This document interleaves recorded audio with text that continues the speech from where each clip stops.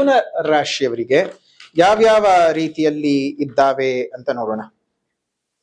ಗುರುವು ನಿಮಗೆ ವರ್ಷದ ಆದಿಯಲ್ಲಿ ರಾಶಿಯಲ್ಲೂ, ಅದಾದ ನಂತರ ಜೂನ್ 1ರ ರಾತ್ರಿ 2ರ ತಾರೀಕರ ಬೆಳಗ್ಗಿನ ಜಾವದಲ್ಲಿ ದ್ವಿತೀಯ ಸ್ಥಾನಕ್ಕೂ ಸಂಚಾರವನ್ನು ಮಾಡ್ತಾನೆ.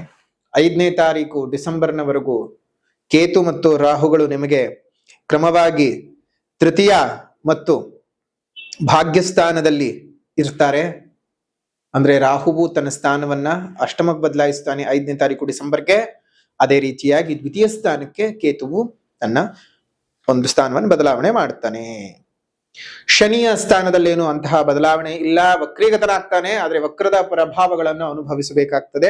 ಅದು ನಿಮಗೆ ದಶಮ ಸ್ಥಾನದಲ್ಲಿ ಆಗ್ತಕ್ಕಂಥದ್ದು, ದಶಮ ಸ್ಥಾನದಲ್ಲಿ ಆಗುವಂಥದ್ದು. ಸೊ ಹಾಗಾಗಿ ಆಯಾ ಫಲಿತಗಳನ್ನ ನೀವು ಆಯಾ ಸಂದರ್ಭಗಳಲ್ಲಿ ತಿಳ್ಕೊಳ್ಳುವಂಥದ್ದು ಆಗತ್ತೆ. ಇನ್ನು ಈ ಒಂದು ಮಿಥುನ ರಾಶಿಯವರಿಗೆ ಪ್ರಬಲವಾಗಿ ಏನಪ್ಪ ಈ ವರ್ಷದ ಪ್ರಭಾವಗಳು, ಲಾಭಗಳೆಷ್ಟು, ನಷ್ಟಗಳೆಷ್ಟು, ಯಾವ ರೀತಿಯಾದಂತಹ ಅನುಕೂಲತೆಗಳನ್ನ ಅನಾನುಕೂಲತೆಗಳನ್ನ ಮಿಥುನ ರಾಶಿಯವರು ನೋಡಬಹುದು ಅಂತ ಆಸೆಗಳಿಂದ ನೋಡ್ತಾ ಇರ್ತಕ್ಕಂಥವ್ರಿಗೆ ನೋಡಿ. ಮೊದಲನೇದಾಗಿ ನಿಮಗೆ ಮಿಥುನ ರಾಶಿಯವರಿಗೆ ಆದಾಯ 8, ವ್ಯಯ 11. ಅದೇ ರೀತಿಯಾಗಿ ಆರೋಗ್ಯ 6, ಅನಾರೋಗ್ಯ 3, ರಾಜಕೋಪ 0, ರಾಜ ಪೂಜಾ 0, ರಾಜಕೋಪ 5, ಸುಖ 6, ದುಃಖ 3. ಸುಖವೇ ಹೆಚ್ಚು, ದುಃಖ ಕಡಿಮೆ ಇದೆ. ಆದಾಯ 8 ಇದ್ರೆ ವ್ಯಯ 11 ಇದೆ ಮಿಥುನ ರಾಶಿಯವರಿಗೆ. ಅಂದ್ರೆ ಅತ್ಯಧಿಕವಾದ ಖರ್ಚುಗಳು ಆಗ್ತಕ್ಕಂಥದ್ದು. ಅತ್ಯಧಿಕವಾದ ಸಂಪಾದನೆಯೂ ಆಗತ್ತೆ, ಅತ್ಯಧಿಕವಾದ ಖರ್ಚು ಆಗತ್ತೆ. ಆ ಖರ್ಚುಗಳನ್ನ ನೀವ್ ಯಾಕೆ ಮಾಡ್ತೀರಾ ಅಂತ ಈಗ ನೋಡೋಣ. 12 ವರ್ಷಗಳ ನಂತರ ಪುನಃ ನಿಮ್ಮ ಧನಸ್ಥಾನಕ್ಕೆ ಉಚ್ಚಂಗತನಾಗಿ ಬರ್ತಾ ಇರತಕ್ಕಂತಹ ಗುರುವಿನ ಪ್ರಭಾವ, ವೈಭೋಗದ ಜೀವನವನ್ನ ನೀವು ನೋಡ್ತೀರಾ. ಶನಿಯ ಶುಭಸ್ಥಾನದ ಸಂಚಾರ, ಗುರುವಿನ ಶುಭಸ್ಥಾನದ ಸಂಚಾರ, ಅದೇ ರೀತಿಯಾಗಿ ಕಾಲಾನುಕ್ರಮದಲ್ಲಿ ರವಿಯ ಶುಭ ರೀತಿಯಾದಂತಹ ಸಂಚಾರಗಳೆಲ್ಲ ಮಿಥುನ ರಾಶಿಯವರ ಒಂದು ಜೀವನದಲ್ಲಿ ಮತ್ತೆ ಪುನಃ ವೈಭೋಗವನ್ನ ತಂದು ಕೊಡ್ತಾ ಇದೆ. ಈ ವರ್ಷ ಪರಾಭವನಾಮ ಸಂವತ್ಸರವು ನಿಮ್ಮ ಜೀವನದಲ್ಲಿರ್ತಕ್ಕಂಥ ಎಲ್ಲ ಪರಾಭವಗಳನ್ನ ಹೋಗಿಸ್ತೆ. ಅತ್ಯಂತ ಹೊಸತನದಾಗಿರ್ತಕ್ಕಂಥದ್ದು, ಅತ್ಯಂತ ನೂತನವಾದಂತಹ ಪ್ರಭಾವಗಳನ್ನ ನೀವು ಅನುಭವಿಸೋದಕ್ಕೆ ಸಾಧ್ಯವಾಗತ್ತೆ. ನಿಮ್ ಜೀವನದಲ್ಲಿದ್ದಂತಹ ಅನೇಕ ಕಷ್ಟ ನಷ್ಟಗಳನ್ನ, ಕೋಟಲೆಗಳನ್ನ, ಕೆಲಸವಿಲ್ಲದ ಒದ್ದಾಟಗಳನ್ನ, ಹಣಕಾಸಿಲ್ಲದ ದಿನಗಳನ್ನ, ನೋವುಗಳೇ ತುಂಬಿದಂತಹ ದಿನಗಳು ಮುಕ್ತಾಯವಾಗ್ತಕ್ಕಂತಹ ಹಂತ. ಜೊತೆಗೆ ನಿಮ್ಮ ಜನ್ಮಜಾತಕದಲ್ಲೂ ಏನಾದರೂ ಶುಭ ರೀತಿಯಾಗಿರ್ತಕ್ಕಂತಹ ಗ್ರಹದ ದಶಾಭುಕ್ತಿಗಳೇನಾದ್ರೂ ನಡೀತಾ ಇತ್ತು ಅಂತ ಹೇಳಿದ್ರೆ ಅದರಿಂದ ನಿಮಗೆ ಇನ್ನಷ್ಟು ಹೆಚ್ಚಿನ ಅನುಕೂಲತೆಯೇ ಇದ್ದಾವೆ ಹೊರತು ಅನಾನುಕೂಲತೆಗಳು ಇಲ್ಲ. ಹಾಗಾಗಿ ಮಿಥುನ ರಾಶಿಯವರಿಗೆ ಈ ವರ್ಷ ಜಾಕ್ಪಾಟ್ ಅಂತಾನೆ ಹೇಳಬಹುದು. 12 ವರ್ಷಗಳ ನಂತರ ನಿಮ್ಮ ಧನಸ್ಥಾನಕ್ಕೆ ಬರ್ತಾ ಇದ್ದಾನೆ. ಅದರಲ್ಲೂ ಉಚ್ಚ ಸ್ಥಾನಕ್ಕೆ ಬರ್ತಾ ಇರತಕ್ಕಂತಹ ಗುರು ನಿಮ್ಮ ರಾಶಿಯಿಂದ 6ನೇ ರಾಶಿಯ ಮೇಲೆ, ನಿಮ್ಮ ರೋಗಸ್ಥಾನದ ಮೇಲೆ ದೃಷ್ಟಿಯನ್ನ ಬೀಡ್ತಾ ಇದ್ದಾನೆ. ಹಾಗಾಗಿ ನಿಮಗೆ ಆರೋಗ್ಯ ಏನಾದ್ರೂ ಕೈ ಕೊಟ್ಟಿದ್ರೆ ಎಲ್ಲ ಸರಿ ಹೋಗ್ತಕ್ಕಂಥದ್ದು ಆಗತ್ತೆ. ಜೊತೆಗೆ ಗುರುವಿನ ಪ್ರಭಾವ ನಿಮ್ಗೆ ಅಷ್ಟಮ ಸ್ಥಾನದ ಮೇಲೂ, ಅದೇ ರೀತಿಯಾಗಿ ಕರ್ಮಸ್ಥಾನದ ಮೇಲೂ ಆಗ್ತಾ ಇದೆ. ಕೆಲಸ ಕಾರ್ಯಗಳೆಲ್ಲ ಯಶಸ್ಸು. ತುಂಬಾ ಕೈ ಕಟ್ಟಾಕೊಂಡು ಕೂತ್ಕೊಂಡಂತಹ ಅನುಭವ ಆಗೋಗಿತ್ತು ಕಳೆದ 2 ವರ್ಷಗಳಿಂದ. ಒಂದು ದ್ವಾದಶದ ಗುರು, ಜನ್ಮ ಗುರು, ಅಬ್ಬಾ ಬೇಡ, ಮನೆಯವರಿಂದಾನೇ ನರಕ ನೋಡ್ಬಿಟ್ಟಿರ್ತೀರಿ. ಹೊರಗಡೆ ಯಾರೋ ಬಂದ್ ನಮಗ್ ನೋವು ಕೊಡ್ಬೇಕು, ಹೊರಗಡೆ ಯಾರೋ ಬಂದ್ ನಮಗೆ ಕಷ್ಟ ಕೊಡ್ಬೇಕು, ಹೊರಗಡೆಯಿಂದ ನಮ್ಗೇನೋ ಆಗ್ಬೇಕು ಅಂತೇನು ಇಲ್ಲ. ಮನೆಯಲ್ಲೇ ಸಾಕು ನಮ್ಮನ್ನ ತುಳಿದು ಹಾಕಿಬಿಡೋದಕ್ಕೆ. ಅಷ್ಟು ನೋವನ್ನ ಅನುಭವಿಸಿದ್ರಿ ಮಿಥುನ್ ರಾಶಿ. ನಿಮ್ ಕಣ್ಣೀರಿಕೆ ಒಂದು ಸ್ವಲ್ಪ ಮಟ್ಟಕ್ಕಾದ್ರೂ ಭಗವಂತ ಫಲ ಕೊಡ್ತಕ್ಕಂಥ ವರ್ಷ 2026 ಆಗಿರುತ್ತೆ. ಅದೇ ರೀತಿಯಾಗಿ ಕೌಟುಂಬಿಕ ಜೀವನದಲ್ಲಿ ಬಹಳ ಸಂತೋಷಗಳಿರುತ್ತೆ. ದೇಹದಲ್ಲಿ ಆರೋಗ್ಯ ವೃದ್ಧಿ ಆಗತ್ತೆ, ಉತ್ಸಾಹಗಳು ಜಾಸ್ತಿ ಆಗ್ತಕ್ಕಂಥದ್ದು. ಮನೆಯಲ್ಲಿ ಹೆಂಡತಿ ಮಕ್ಕಳೊಟ್ಟಿಗೆ ಸುಖವಾದಂತಹ ಜೀವನವನ್ನ ನಡೆಸ್ತಕ್ಕಂಥದ್ದು. ಜೊತೆಗೆ ನಿಮಗೆ ಗುರುಬಲ ಬರ್ತಾ ಇದೆ ನೋಡಿ. ಗುರುಬಲ ಬರ್ತಾ ಇರೋದ್ರಿಂದಾಗಿ ನಿಮಗೆ ವಿವಾಹಕ್ಕೂ ಸಹ ಅನುಕೂಲತೆಗಳು, ಶುಭ ರೀತಿಯಾದಂತಹ ಗ್ರಹದ ದಶಾಭುಕ್ತಿಗಳೇ ನಡೀತಾ ಇದ್ರೆ ಅದಕ್ಕೆ ಹೇಳೋದು, ಒಂದ್ಸಲ ನಿಮ್ ಜನ್ಮ ಜಾತಕವನ್ನು ತೋರಿಸ್ಕೊಳ್ಳಿ. ಗೋಚಾರ ಏನು ನಿಮ್ಗೆ 100% ಅಂತ ಹೇಳಕ್ಕಾಗದೆ ಇದ್ರು 100ಗೆ 90% ನಷ್ಟು ಶುಭ ಫಲಗಳನ್ನ ಕೊಟ್ಟಿದೆ. ಇನ್ 10% ಆಯಾ ಕಾಲಕ್ಕನುಗುಣವಾಗಿ ಬದಲಾವಣೆ ಆಗ್ತಕ್ಕಂತಹ ಇನ್ನಿತರ ಗ್ರಹದ ಒಂದು ಚಿತ್ರಣದಿಂದ ಬದಲಾಗಬಹುದು. ಆದ್ರೆ ಅಂತಹ ಮೇಜರ್ ಆಗಿ ಏನು ನಿಮ್ಗೆ ಪ್ರಾಬ್ಲಮ್ ಆಗ್ಲಾರ್ದು. ಅದಕ್ಕೆ ಹೇಳೋದು ನಿಮ್ ಜನ್ಮ ಜಾತಕವನ್ನೊಮ್ಮೆ ತೋರಿಸ್ಕೊಳ್ಳಿ. ಅದರಲ್ಲಿ ಏನಾದ್ರೂ ಸಮಸ್ಯೆಗಳಿದ್ರೆ ಪರಿಹಾರವನ್ನ ಮಾಡಿಕೊಂಡು ಶುಭ ರೀತಿಯಾಗಿ ಮುಂದುವರಿರಿ. ನಿಮ್ಮೆಲ್ಲರಿಗೂ ಸಹ ಒಳ್ಳೇದಾಗ್ಲಿ ಅಂತ ಹೇಳ್ತಾ, ಇನ್ನು ಸೇವಕ ವರ್ಗದವರಿಂದ ಧನ ಪ್ರಾಪ್ತಿ ಉಂಟಾಗ್ತದೆ. ಧಾರ್ಮಿಕ ಆಚರಣೆಗಳನ್ನ ಮಾಡ್ತೀರಿ. ಸಮಾಜದಲ್ಲಿ ನಿಮ್ಗೆ ಉತ್ತಮವಾದಂತಹ ಗೌರವಗಳು ಸಿಗ್ತಕ್ಕಂತಹದ್ದು, ನಿವೇಶನವನ್ನ ಕೊಂಡ್ಕೊಳ್ಳುವಂಥದ್ದು, ವಾಹನವನ್ನ ಕೊಂಡ್ಕೊಳ್ಳುವಂಥದ್ದು, ಅಂದ್ರೆ ಆಸ್ತಿ ಪಾಸ್ತಿಯ ವಿಚಾರದಲ್ಲಿ ಬಹಳ ಅನುಕೂಲಗಳು, ಉದ್ಯೋಗದಲ್ಲಿ ಧನಲಾಭಗಳು ಉಂಟಾಗುವಂಥದ್ದು, ಸಂಘ ಸಂಸ್ಥೆಗಳಲ್ಲಿ ಮಾನ ಮನ್ನಣೆಗಳು ಸಿಗ್ತಕ್ಕಂತಹದ್ದು. ಹಲವಾರು ಬಾರಿ ಪ್ರಯತ್ನ ಮಾಡಿ ಮಾಡಿ ಮಾಡಿ ಮಾಡಿ ಆಗೋದೇ ಇಲ್ಲ ಅಂತ ನೀವು ಕೈ ಬಿಟ್ಟಿರೋ ಕೆಲಸಕ್ಕೆ ಇನ್ನೊಮ್ಮೆ ಏನಾದ್ರೂ ಪ್ರಯತ್ನ ಮಾಡಿದ್ರೆ ಖಂಡಿತ ಆ ಒಂದು ಪ್ರಯತ್ನದಲ್ಲಿ ಫಲ ಸಿಗ್ತಕ್ಕಂಥದ್ದಾಗತ್ತೆ. ದೂರ ಪ್ರಯಾಣದ ಯೋಗ, ವಾದ ವಿವಾದಗಳಲ್ಲಿ ಗೆಲ್ತಕ್ಕಂಥದ್ದು, ಸರ್ಕಾರಿ ಕೆಲಸಗಳು, ಕೋರ್ಟು ಕಚೇರಿ ವ್ಯಾಜ್ಯಗಳಲ್ಲಿ ಯಶಸ್ಸು ಸಿಗ್ತಕ್ಕಂಥದ್ದು, ದಾನ ಧರ್ಮ ಪರೋಪಕಾರಗಳನ್ನ ಹೆಚ್ಚಿಗೆ ಮಾಡ್ತೀರಿ. ನಿಮ್ಮ ವಿರೋಧಿಗಳಿಗೆ ಮುಖಭಂಗಗಳು ಉಂಟಾಗ್ತಕ್ಕಂತಹದ್ದು. ಶನಿನೂ ಸಹ ತುಂಬಾ ಒಂದು ಪ್ರಬಲನಾಗಿ ಬಲಾಢ್ಯನಾಗಿರೋದ್ರಿಂದ ಪ್ರಾಪಂಚಿಕ ಸುಖಗಳನ್ನ ಕೊಡ್ತಾನೆ. ಬಂಧು ಮಿತ್ರರಿಂದ ಬಹಳ ಸಹಾಯವನ್ನ ಒಂದು ಪಡ್ಕೊಳ್ಳೋದಕ್ಕೆ ಸಾಧ್ಯವಾಗ್ತಕ್ಕಂತಹದ್ದು.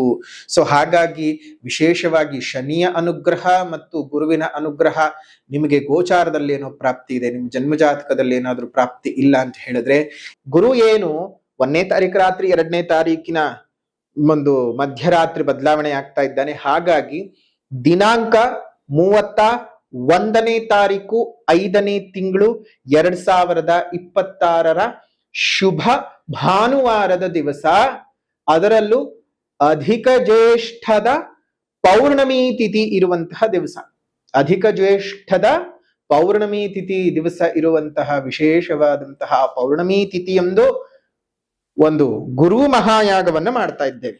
12ನೇ ತಾರೀಕು 7ನೇ ತಿಂಗಳು 2026 ಪ್ರದೋಷದ ದಿವಸ, ಈ ಒಂದು ಭಾನುವಾರದ ದಿವಸವ ಸಹ ನಿಮಗೆ ವಿಶೇಷವಾಗಿ ಶನಿ ಮಹಾಯಾಗವನ್ನು ಮಾಡ್ತಾ ಇದ್ದೇವೆ.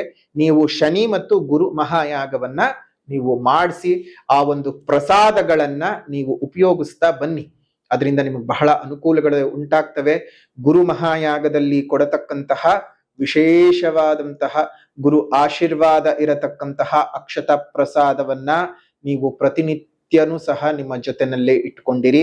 ಅದ್ರ ಜೊತೆಗೆ ಗುರುವಿನ ಡಾಲರ್ನ ಕೊಡ್ತೀವಿ, ಆ ಗುರುವಿನ ಡಾಲರ್ನ ಕತ್ತಿನಲ್ಲಿ ಧರಿಸಿರಿ. ಗುರು ಮಹಾಯಾಗದಲ್ಲಿ ವಿಶೇಷವಾಗಿ ಪೂಜೆ ಮಾಡಿ ಕೊಡ್ತಕ್ಕಂತಹ ಆ ಪಂಚಲೋಹದ ಡಾಲರ್ನ ನೀವು ಧರಿಸೋದ್ರಿಂದ ನಿಮ್ಮ ದೇಹದಲ್ಲಿ ಆ ಗುರು ಅನುಗ್ರಹ ಉಂಟಾಗತ್ತೆ. ಶನಿ ಮಹಾಯಾಗದಿಂದ ಕೊಡ್ತಕ್ಕಂತಹ ವಿಶೇಷವಾದ ಪ್ರಸಾದವನ್ನ ನೀವು ಕೈಗೆ ಕಟ್ಕೊಳ್ಳೋದ್ರಿಂದ ಶನಿ ಅನುಗ್ರಹ ಉಂಟಾಗತ್ತೆ. ಅದ 2ರ ಬೆಲೆಯೂ ಸಹ 800 ರೂಪಾಯಿಗಳು ಆಗಿರತ್ತೆ. ಅಂದ್ರೆ ಒಂದು ಯಾಗಕ್ಕೆ 800 ರೂಪಾಯಿ.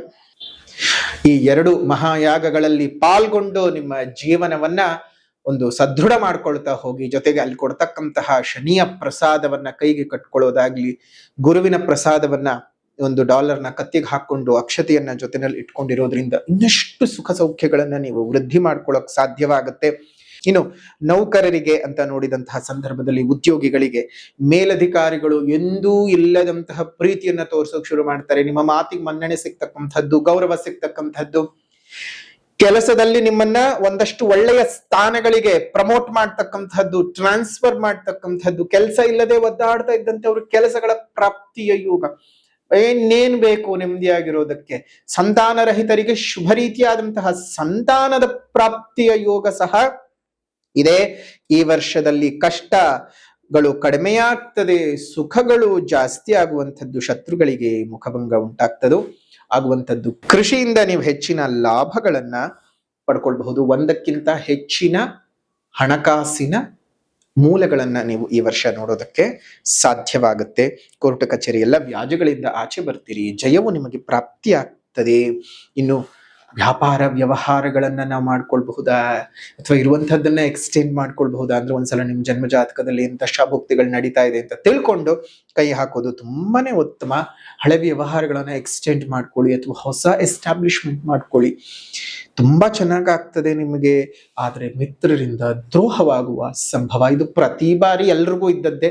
ಯಾರನ್ನ ಸ್ನೇಹಿತರು ಅಂತ ಇಟ್ಕೊಂಡಿರ್ತೀರೋ ಒಂದ್ ಸ್ವಲ್ಪ ಜಾಗ್ರತೆಯಾಗಿ ಇಟ್ಕೊಂಡಿರಿ. ಬೇಕಾಗಿಲ್ಲ ಬೇಡದೇ ಇರೋರು ಸಹವಾಸ.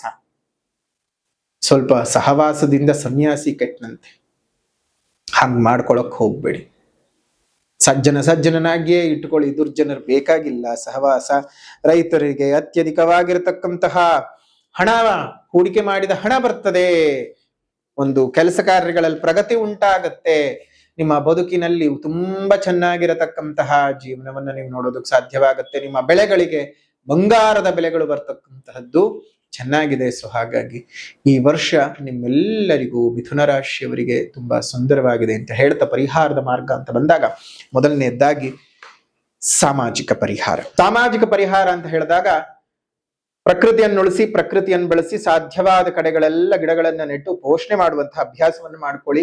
ಪ್ರಕೃತಿ ಜೊತೆಗೆ ಬದುಕಿ, ಪಶುಗಳನ್ನ ಕಾಪಾಡ್ಕೊಳ್ಳಿ, ಪಕ್ಷಿಗಳಿಗೆ ಆಸರೆಯಾಗಿರಿ.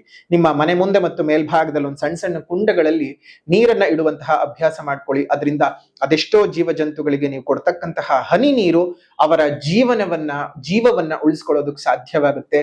ಒಂದು ಜೀವಿಯ ಜೀವ ಉಳಿಸಿದಂತಹ ಪುಣ್ಯದ ಫಲ ನಿಮಗೆ ಸಿಗತ್ತೆ. ನೀವು ಖಂಡಿತವಾಗಿಯೂ, ನಾವು ಇದನ್ನ ಹೇಗೆ ಹೇಳ್ತಿದ್ದೀವಿ ಅಂದ್ರೆ, ಎಲ್ಲರೂ ಸ್ವಾರ್ಥದಲ್ಲೇ ಪ್ರಪಂಚ ಬದುಕ್ತಾ ಇದೆ. ಆ ಪ್ರಪಂಚದಲ್ಲಿ ಸ್ವಾರ್ಥದಲ್ಲಿ ಬದುಕುವುದನ್ನು ಬಿಟ್ಬಿಡಿ. ಪ್ರಪಂಚದಲ್ಲಿ ನೀವು ಪ್ರಾಪಂಚಿಕರಾಗಿ ಬದುಕಿ, ಆಗ್ಲೇ ನಿಮ್ಗೆ ಜೀವನದ ಯಶಸ್ಸು ಸಿಗೋಕ್ ಸಾಧ್ಯ ಅಂತ ಹೇಳ್ತಾ, ಸಾಮಾಜಿಕ ಪರಿಹಾರದ ನಂತರದಲ್ಲಿ ಆಧ್ಯಾತ್ಮಿಕ ಪರಿಹಾರ. ಆಧ್ಯಾತ್ಮಿಕ ಪರಿಹಾರ ಅಂತ ಬಂದಾಗ ಈಗ ನಾವು ಹೇಳುವಂತಹ ಬೀಜಾಕ್ಷರಿಯನ್ನ ಪ್ರತಿನಿತ್ಯ ದಕ್ಷಿಣಕ್ಕೆ ಅಭಿಮುಖವಾಗಿ 108 ಬಾರಿ ಪಠಣವನ್ನ ಮಾಡ್ತಾ ಬನ್ನಿ. ಬೀಜಾಕ್ಷರಿಯು ಈ ರೀತಿಯಾಗಿ ಬರುತ್ತೆ. ಬೀಜಾಕ್ಷರಿ ಮಂತ್ರವು ಓಂ ಬ್ರಾಂ ಬ್ರೀಂ ಬ್ರೌಂ ಸಹ ಬುಧಾಯ ನಮಃ. ಓಂ ಬ್ರಾಂ ಬ್ರೀಂ ಬ್ರೌಂ ಸಹ ಬುಧಾಯ ನಮಃ. ಇದನ್ನ 108 ಬಾರಿ ಪ್ರತಿನಿತ್ಯವೂ ಸಹ ಒಂದು ಬೆಳಗ್ಗಿನ ಜಾವ ಪಠಣವನ್ನ ಮಾಡ್ತಾ ಬನ್ನಿ. ದಕ್ಷಿಣಕ್ಕೆ ಅಭಿಮುಖವಾಗಿ ಅರಳಿ ಗಿಡವನ್ನ ಸಾಧ್ಯವಾದ ಕಡೆ 5ರ ಸಂಖ್ಯೆಯಲ್ಲಿ ನೆಡಿ. 5 ಅರಳಿ ಗಿಡಗಳನ್ನ ನೆಟ್ಟು ಪೋಷಣೆ ಮಾಡಿ. ಕಾಮಾಕ್ಷಿ ಪಂಚಕ ಒಂದು ಸ್ತೋತ್ರದ ಪಠಣವನ್ನ ಮಾಡ್ತಾ ಬನ್ನಿ. ಕಾಮಾಕ್ಷಿ ಪಂಚಕವನ್ನ ಪಠಣ ಮಾಡೋದ್ರಿಂದ ಇನ್ನಷ್ಟು ಹೆಚ್ಚಿನ ಶುಭ ಫಲಗಳು ಸಿಗುತ್ತೆ ನಿಮ್ಗೆ.